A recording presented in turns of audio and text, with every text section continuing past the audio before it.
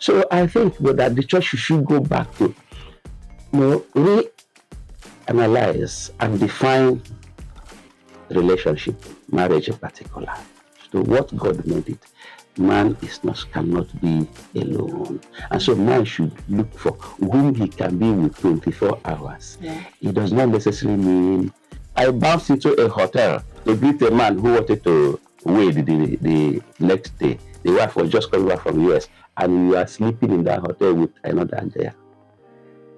You can't even wait for tomorrow to wed. You have carried yourself like this, and then the girl now suddenly came some hours earlier and walked into the hotel. The friend now shielded the girl, kind of delayed her, confused her, and then they sent alarm. The lady upstairs ran away. Tomorrow they are wedding. Mm-hmm. So we have misinterpreted so many things and made women to be negatively submissive. Yeah. That is not what the submission that is talking in the Bible is just for leadership, because once you are more than one, there's need for leadership structures. Yeah.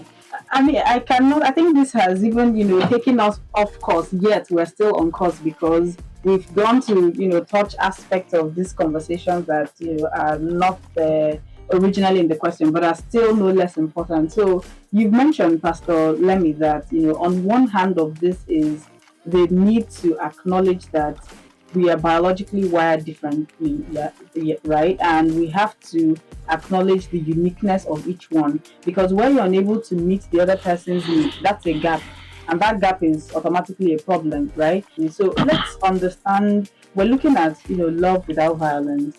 Let's look at how that, understanding that, right, or, misunderstanding that can trigger that idea that love, there has to be some element of violence. After all, the other person is submissive to the other person. So what do you think about that? How has that, contributed to people encouraging violence in their relationships? Okay, first, I want to chip in something also from the conclusion he gave. Yeah. Now, there is actually a very important role the church has to play in all of this. You talked about compatibility, and it's very important. And a lot of people are married to people they're not compatible to, and most times the church isn't helping matters. In that, some people just tell me, my pastor recommended this person to me to marry. I don't even love him, but and all of that. Somebody will say, God said, and I say, God can't lead you to someone that you don't need or you don't love. So even if you think God told you, wait until there's an affirmation of compatibility.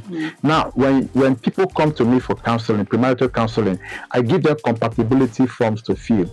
I ask them questions. And if you do you know that I had called a particular couple that came for counseling, I asked them not to marry. I said, people are not compatible. I told them, if you marry, you will fight until you get divorced. And they actually took it. They felt like, no, Pastor. I said, two of you. They were sitting. I said, two of you, if you marry, you will divorce. They said, no, we can't. I said, no. I said, God didn't tell me, but from my birth order theories and the way you are talking, you can't live together. They refused and went ahead. As a matter of fact, I was to preach on their. I was supposed to be the one to give the word on their wedding day. I refused to go because I didn't want to preach in a wedding that will not last. They got married in the month of March. By September, they got divorced. Of the same year. The same year. And what I told them, they came back together to my office and said, I told you, I warned you. Both of you can't stay together. Don't force it. It's not, if you're not ready to learn, like, there's what we call, human differences. We are different. We are differently. Yeah. You must learn to understand the differences in human beings. So you now understand how capable are you to manage it. Submission has been abused in that you feel like, like you said, a woman should be treated like a dog and all of that. It's not so. Like when I talked about the man wanted to marry somebody that can help me and all of that. Yes, help meet means that, like when God brought Eve to Adam, God saw what Adam was doing. God saw that Adam was working. He was giving names to all the animals. He was doing this, and Adam will see the animals maybe hanging around, playing together, but Adam had nobody. Maybe his back is scratching him. He needs somebody to scratch the back, and there was nobody. And God said, it's not good that this man should be alone. I will make him a helpmeet. That helpmeet is somebody who will complement him, somebody who has brain like him, somebody who is mentally sound, somebody that will help him. Similar to him. So this compatibility, this helpmate is not like, oh, I will give you a subordinate. No, I will give you a helper, someone that will help you become a better version. Now, see, God told Adam in Genesis 2, verse 15, and the Lord God took the man and put the man in the garden, that gave him two responsibilities: dress it and keep it. Now, the woman Adam marries, or the woman that man marries, is the woman that will help him dress it and keep it. Now, when we have two persons, there should be a leader. Now, the leader is going to help this person. You know, like I told you that I bought a car for myself. The car is, I bought it with my money, just like a man goes to marry a wife.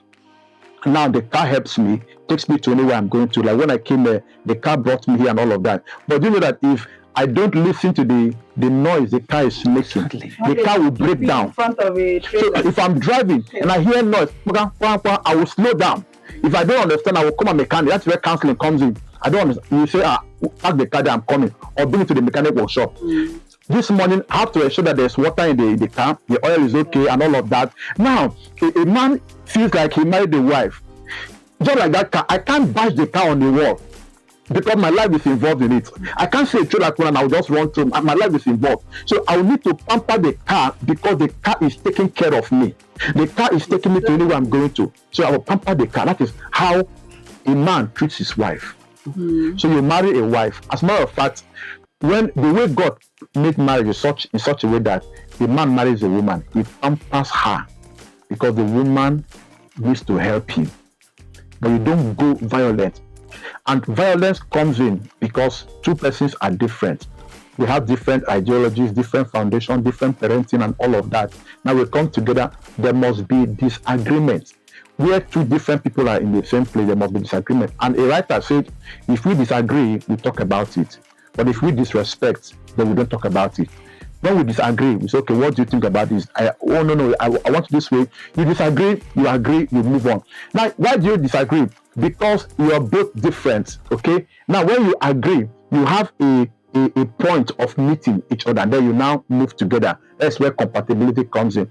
Now, violence comes in when the disagreement is escalated into crisis and it is not properly managed, and you probably want to manage it yourself. Then the man feels like, I am the head, I'm the boss, you must listen to me, and all of that. Who told you that?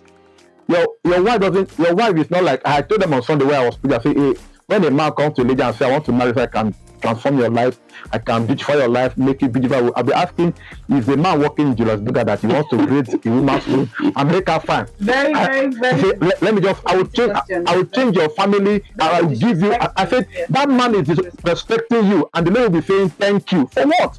He just insulted you. But he's not better. Yeah. A natural man can only see 180 degrees eyesight. You can't see your back. No matter how smart, how wealthy a man is, you can't see his back. He needs a woman that will stand behind him, watch his back while he watches the woman's back. So, marriage is all about, man, look at who I am. This is what God told me to do. This is what I'm doing. This is the kind of person I am. And I have seen that you are the right person to help me become a better version of myself. Let's go together in marriage. So you're not doing the lady a favor by marrying her. Exactly. She's not doing you a favor. So both of you are helping each other to become a better version of yourself. So God brought Eve to Adam to help Adam become a better man. And so Adam shouldn't treat her recklessly or just like the car. The car will break down somewhere, and you now have to start. You now be threatened to whatever you're going to because you didn't listen to the car while he was complaining.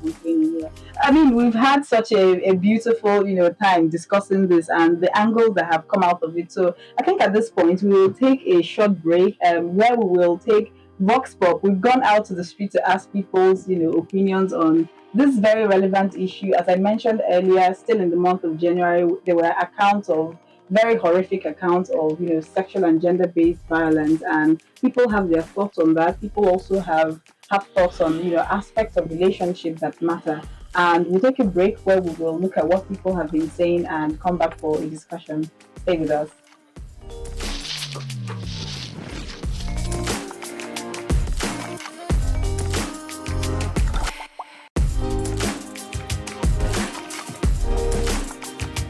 What advice would you give to younger children that will help them foster and nurture a healthy relationship. For all this, our Gen Z we see they grow now, where some of them love see they track them for it.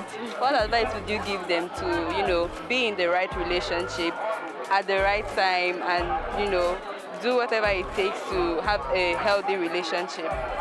Okay, I will start by this mentality of you have to be 18 years before. You don't have to be 18 years, you have to be matured first. So I will advise, number one, you have to be matured. Then secondly, you know what you want. Are you in a relationship to get married later, or you want to just have fun, or you want to eat money, or you want to feel among? That is the second thing. So I think that's the thing you have to consider. The things you have to consider before entering any relationship. Yes. Okay, so we've just seen, the video clips from the Vox Pop where we were out in the streets, and someone has said in one of the videos that she thinks when it comes to relationships that age is not, a priority. Age is not a sole determinant of who is mature or qualified to, go into a relationship. And I think that that's a very controversial stance to take. So it would be good to hear what you think of that, and how age really affects people's choices or the outcomes of relationships. So let's hear you.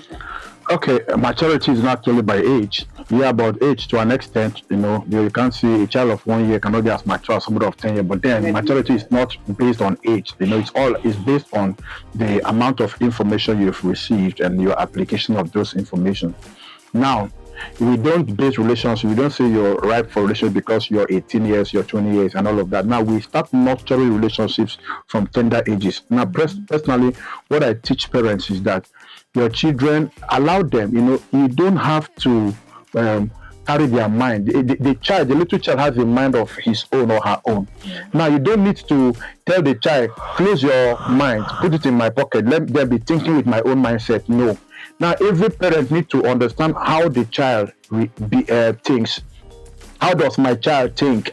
And allow the child to, exercise the thinking strength of their own mind, Yeah. So you do not. So what I do as a parent, or what I teach parents, is that you train your children how to make choices, and you train them how to make choices by allowing them make choices. Then you correct their choices and help them to know why they should make this choice or not.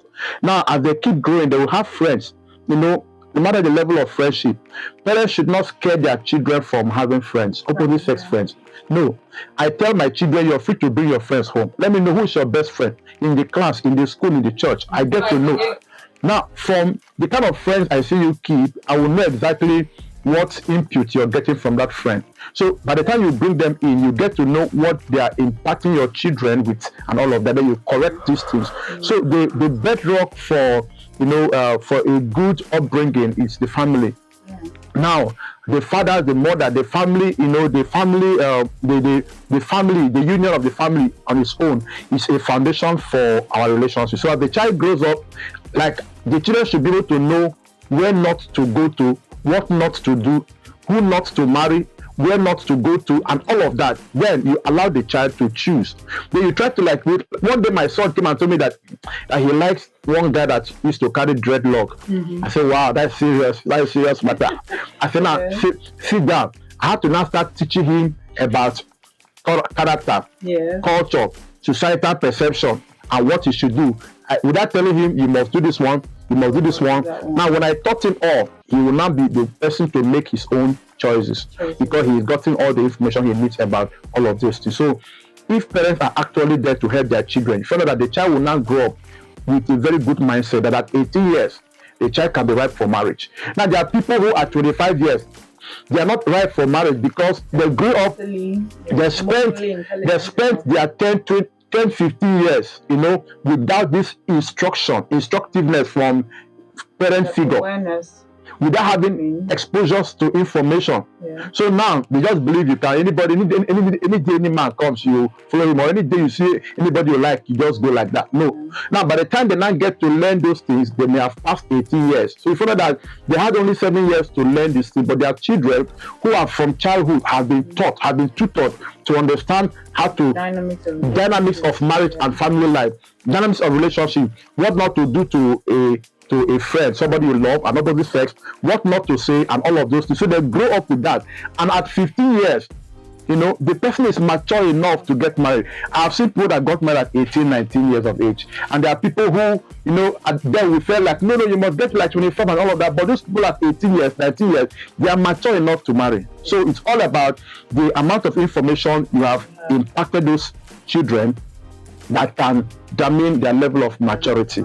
Also, in the Vox Pop that we watched, we saw where someone was talking about. So SGBV again, is, as I mentioned, is something that is often assumed to be a woman's thing. Something that is connected with women's rights and where women are solely the victims. Yes. So, but there is clearly the fact that men are also victims in this too. And when we have that awareness that men can also be victims, it begs the question, whom should, the society focus on in teaching the habits or the patterns or the attitudes that can, help us get to a place where we no longer have this.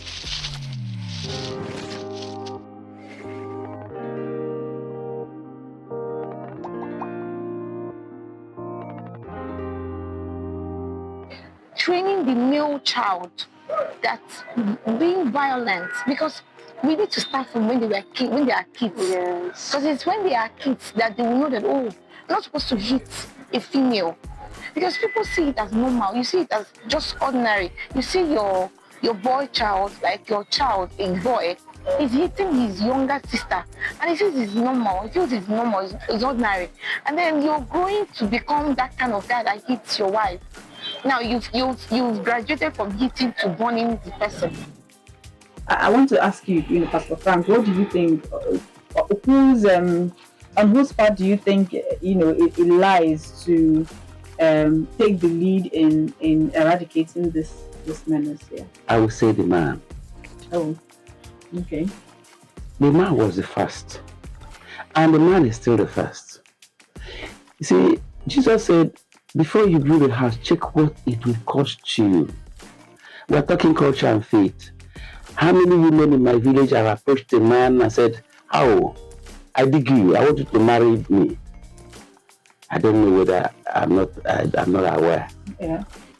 How many women or girls in my church have approached a brother and said, I want you to marry me? Very, very few. In fact, the one that did it suffered for it. And the guy delayed him for 3 years before agreeing that, yes, God said this. Because God that told you must tell the other. So the girl said, God told me you're my husband. And the guy was angry. But 3 years after, he realized.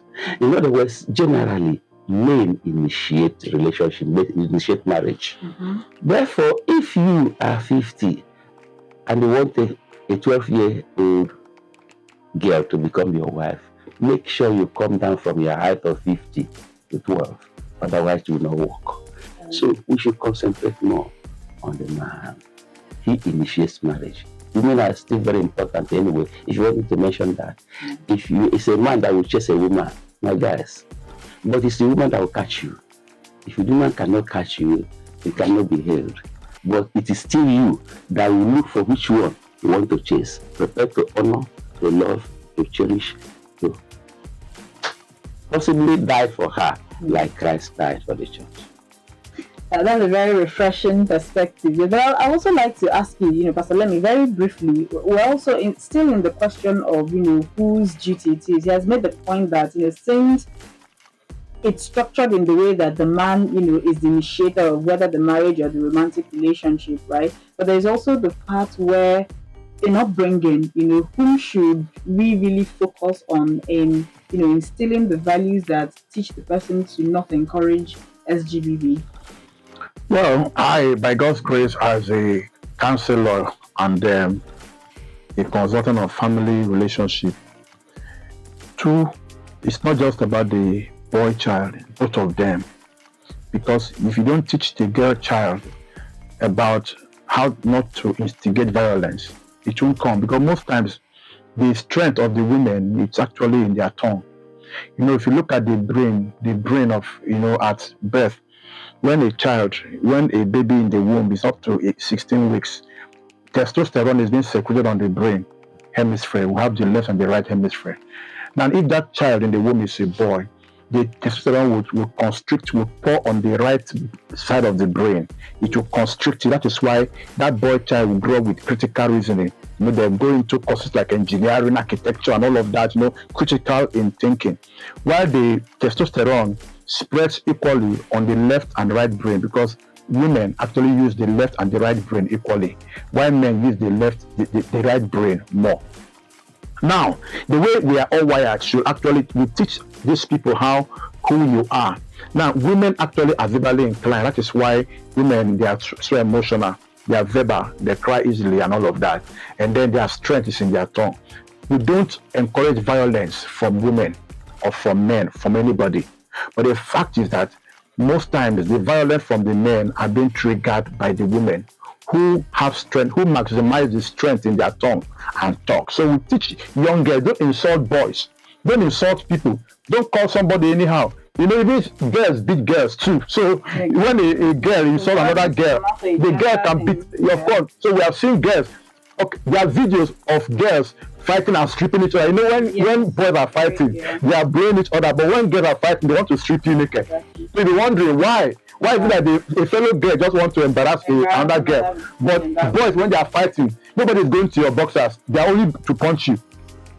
So we need to teach the girl child, don't be violent, one, don't fight, and then don't be aggressive, either with your physicality or with your tongue. The boy child also. So it's a balanced training which we need to impart, because if we concentrate on only the man or the woman, if we say that the man is physically inclined, what about the woman that triggers the physical violence through the use of the tongue negatively? So the ideology is that let your tongue, Bible says, let your speech be always with grace, seasoned with salt, and you might know how you ought to answer every man. Now, if you speak to win, if you speak to inspire, you will not create violence. So the idea is speak to inspire. What I say should not trigger somebody to pick up stone to aim me. What I say should not trigger somebody to want to give me a punch. So we should train our children equally to understand this balance. Thank you so much, Pastor. I think we've really done justice to that. But let's take, the last Vox Pop where someone was, addressing the question of emotional abuse.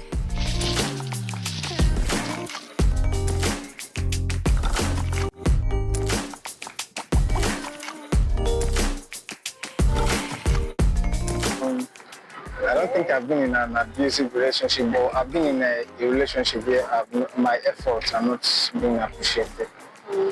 Yeah. Do you think love is essential in a relationship to help, reduce violence? Is love a necessity in a relationship to help reduce violence? Yes. Because if a partner loves you and he thinks of wanting to create violence, he just draw himself back. Yeah, love is very necessary, but most importantly, respect. Respect. Yeah. All right. Thank you very much. All right. I appreciate it. So in SGBV, people also want to look at it as it's only a SGBV question when the person has hit you, when there is, that question of the physical violence, right? But people also talk about being the place of appreciation in relationships as being, violence or abuse in itself. So I want to hear, what do you think of that? Where is the place of appreciation in relationships, and how does that, constitute violence or not? It means a lot. I have heard it said that emotion is stronger than reason. And it is when people lose reason, they begin to think of violence. But while they are still reasoning, they will reason, what did you do or what did you not do? And so if you appreciate somebody, the person will feel honored, whether it's a man or a woman. Oh, you look fine. Oh, yes, everybody likes to be promoted. And so appreciation is very, very important. It's one of the root causes when you are unappreciative. And it comes in different forms. When you tell a woman, we are going for a meeting, and you know in this family, only the men talk. So emotional abuse can be very insulting and can result in depression, can result in even verbal abuse, can result in retaliation. Thank you. Yeah, thank you very much. I don't think we could have, done better justice to that. So now we will move on to comments on social media on, one of the most topical issues that we've had in terms of SGBV. In January, we had a case where a woman was, burnt to death set ablaze by her husband on account of alleged infidelity, and that was in Anambra. And even in Enugu, I think weeks after that development, in Enugu, a man, Sunday Echegi, cut off the wife's arm, when they were having an altercation. And when we hear such harrowing stories, people have their own opinions on them. So we're going to look at what people are saying on social media when we posted that on our page and attend to some of the comments. So let's take a comment. So this comment from Yaks Mohammed says, "Don't people marry out of love anymore?" And I think that this is a very pertinent, question. Time and again, when events like this come up, there is doubt about what inspired the marriages that, eventually end up like this. And people want to ask, don't people marry out of, because why would you do this to somebody you love? So, Pastor Lenny, what do you think? Well, the people around me call me the lover's guide because I teach people how to love and how to remain in love. Yeah. But I've also taught people that love is not enough. You don't marry just because you're in love. There are so many other things.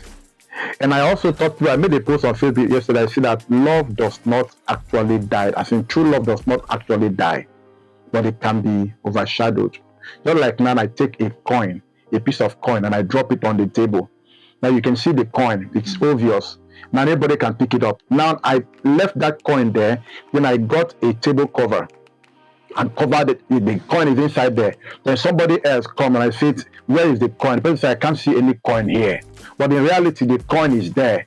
But something have overshadowed that coin. So most times you hear that love died, love died. Love does not die a natural death.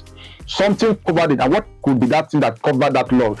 I made the love not to have its expression. It's either anger, it's either character problem, it's either aggression. Because the people who are going to court seeking for divorce were those who were doing pre-wedding pictures here and there in the sky, in the sea, here and there. So I love you. I will die for you. You're my everything. Somebody say marry your best friend, marry your best friend. No, those people were best of friends, but they couldn't live together. So you don't just marriage does not thrive based on I married my best friend or we are in love and all of that. But when you are married, Bible says you love who you marry. You don't marry who you love because love is not enough. There are so many people you love you can't marry. You love your parents, you love your siblings, you can't marry them. There are some friends you love, you can't marry them because of incompatibility and all of that. So you don't just marry because you are in love, but you love whoever you marry. Now, marriage exists not because of love on its own, but because of commitment. Commitment is very important, such that there are times where the love would diminish. Love reduces in value. Love fades. Because what prompted your love? If your love is based on physical beauty, the time comes when the beauty goes off, so that love is reduced. If your love is based on her oration, how she talks, the time comes when the voice is not crying, she can't talk any longer. So love can actually be diminished. But then, what keeps a marriage is commitment and family values. Now, if all you have in your head is love, love, love, when trouble comes, you can't fix them. Wow, I think that that is really more than we could have expected to come out of that. I think you have truly done justice to that, and I think it's a very important takeaway for young people going into relationship with the mentality that love will cover everything. There is a place of commitment, there is a place of effort, basically, and that effort, the more you make it, the more you find reasons to stay with that person. Because as you said, when the love fades, what now happens? But let's take another comment that Pastor Frank will attend to. where this one is saying single ones are scared to marry. And this is so true, because when things like this come up, people are naturally disappointed. People are naturally, fearful of how would theirs turn out. Some people have role models and, people whom they look up to in their relationships, and all of a sudden you're hearing very nasty stories, and they're feeling discouraged. Am I sure that going in I would fare differently? So what do you have to say? Yeah. I think I'm still on the platform of faith and culture. Yes. For culture changes with place and time.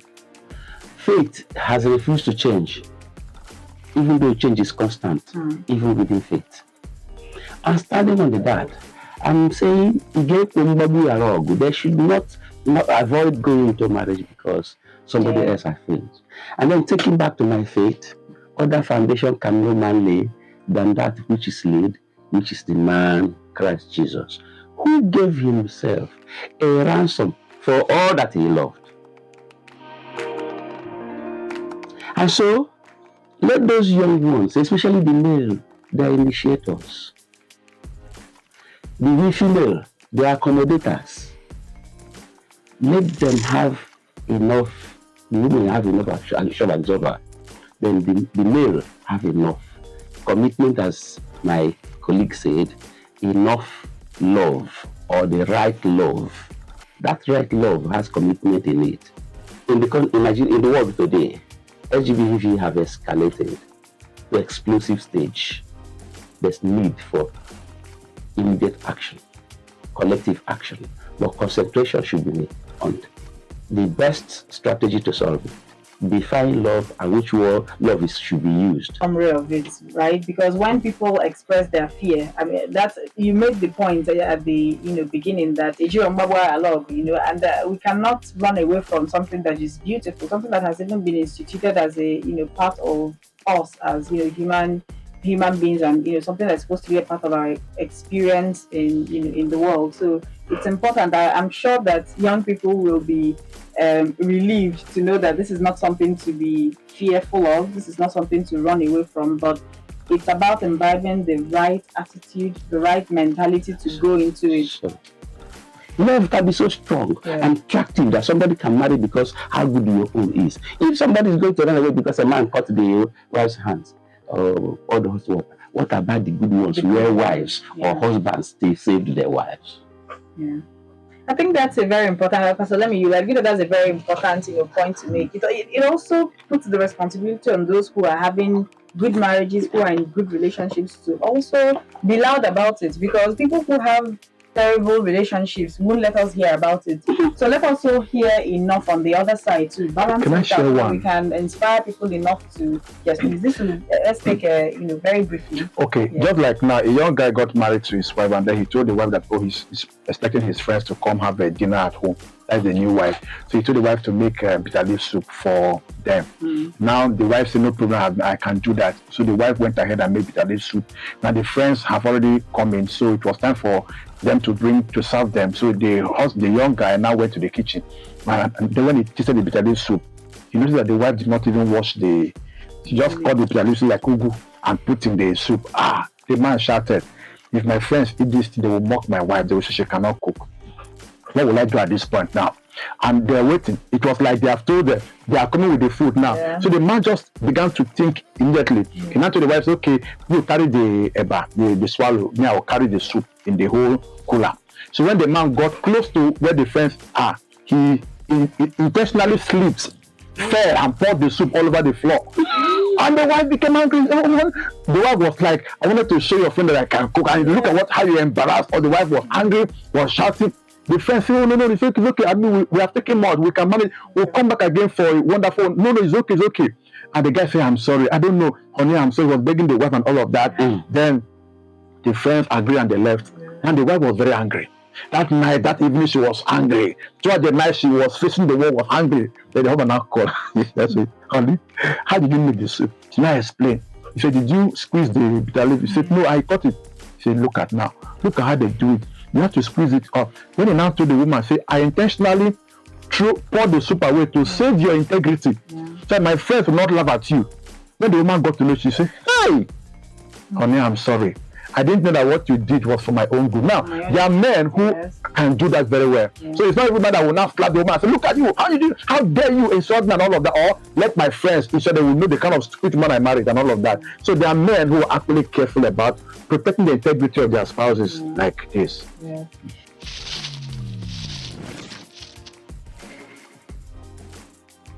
I mean, we cannot have enough of these inspiring stories, and it's so beautiful, as I said, to hear people share their own experiences, whether personal or what they've been told by other people. And as ugly as the stories can get, they're also very heartwarmingly, positive ones, and these ones should be amplified. So we've had, enough conversation so far. We've talked about violence in love, and the misconception that people may have that relationships cannot but be without violence, and we have done justice to that. I've been joined by Pastor Lemmy Jonathan and Pastor Frank Akoma, and they have done justice to this, giving us perspectives, and most importantly inspired young people. And we'll be wrapping up with closing words from you, because the point of this is we are trying to amplify the voices of religious and cultural leaders in the fight against SGBV in the Southeast, and we want people to take actions. At the end of the talk, it's about actions that we're taking in our respective communities to reduce and completely exterminate this from our society. So let's take a final word from you, Pastor Lemmy. What do you have to say to first the individual, right? There is that question of shame, for example. And we cannot stamp out SGBV without stamping out shame. And when people experience violence, there are some people who do not know how to broach the subject because they are too embarrassed. They are overcome with the shame that they were victims, or that, as you mentioned, they did not want to expose the inadequacies of their partner. And religion, culture, faith has a lot of role to play in giving people the voice to speak out. So what do you have to say to that in a closing word?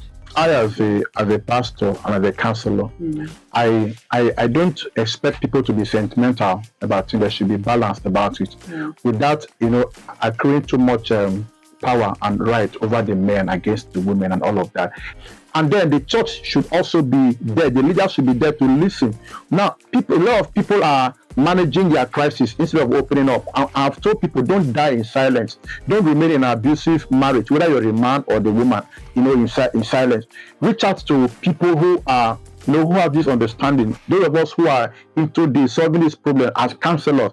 When you come, there are people who actually wanted to get divorced, but they say, okay, let me talk to Pastor, let me just first before I go for the divorce. When they talk with me, they go back and start hugging each other, because what they were fighting over is just nothing.